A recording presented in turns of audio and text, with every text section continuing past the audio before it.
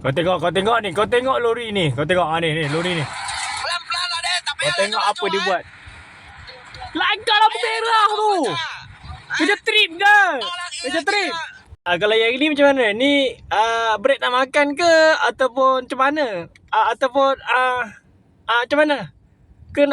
Saya kena bawa lori dulu baru tahu macam mana macam mana? Kerja trip ke apa? Bang, kerja trip ke?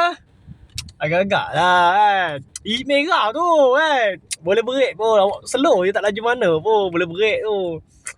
Kan. Alah. Nanti San. Saya tak sempat nak masuk lorong kiri. Kalau tidak nanti saya hentam. So saya langgar lampu merah. Kan? Betul tak? Itulah. Tak kerja trip sangat. Kan? Nanti kata break problem lah. Itulah. Inilah. Apalah. Itulah. Apa-apalah. Hati-hati di jalan raya. Yo malah nak ulas. Follow lah dulu guys. Baru semangat nak buat video.